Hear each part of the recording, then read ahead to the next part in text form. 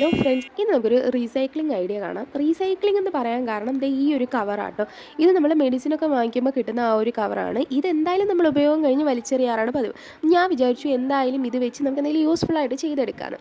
അപ്പം ഞാൻ ഇതൊക്കെ ഒന്ന് കട്ട് ചെയ്തെടുത്തിട്ടുണ്ട്. അപ്പം നമ്മൾ എന്താ ഉണ്ടാക്കുന്നതെന്ന് പറഞ്ഞില്ല. നമ്മൾ ഇന്ന് ഉണ്ടാക്കാൻ പോകുന്നത് ഹാൻഡ് മെയ്ഡ് ആയിട്ടുള്ള വാൾ പോസ്റ്റേഴ്സ് ആട്ടോ. വാൾ പേപ്പർ അല്ല, വാൾ പോസ്റ്റേഴ്സാണ് ഉണ്ടാക്കാൻ പോകുന്നത്.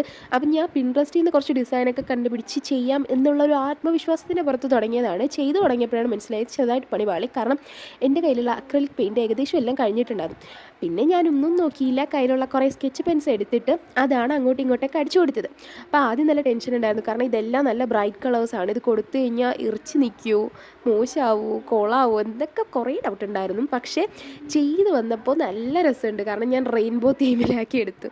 ഏകദേശം എല്ലാ കളേഴ്സും യൂസ് ചെയ്ത് ഒരു വർണ്ണ കൂടാരം തന്നെ നമ്മൾ സെറ്റാക്കി എടുത്തിട്ടുണ്ട്. അപ്പോൾ നിങ്ങൾ ചെയ്യുമ്പോൾ ഏതെങ്കിലും ഒരു കളർ തീം ചൂസ് ചെയ്തിട്ട് അങ്ങനെ ചെയ്താലും മതി. ഞാനിപ്പോൾ എൻ്റെ കയ്യിൽ കളറൊന്നും ഇല്ലാത്തതുകൊണ്ട് കേട്ടോ ഇങ്ങനെ ചെയ്ത്. പിന്നെ നമുക്കിത് ഒട്ടിക്കാനുള്ള ടേപ്പ് വേണം. അതിനുവേണ്ടി മാസ്കിംഗ് ടേപ്പ് എടുത്തിട്ട് അതിൽ കുറച്ച് ഗ്രിഡ് പാറ്റേൺസ് ഒക്കെ വരച്ചു കൊടുത്ത് നമ്മൾ സർക്കിൾ ഷേപ്പിൽ കട്ട് ചെയ്തെടുക്കുകയാണ്. അപ്പോൾ ഇതൊക്കെ ഓപ്ഷനിലാണ്, നിങ്ങൾക്ക് ഇങ്ങനെയൊന്നും ചെയ്തില്ലെങ്കിൽ കുഴപ്പമില്ല. ഇനി ഇതിങ്ങനെ നമുക്ക് ഒട്ടിച്ച് വെക്കാൻ പറ്റും. പിന്നെ ഈസി ആയിട്ട് അവിടെ നിന്ന് പറിച്ചെടുക്കാനും പറ്റും.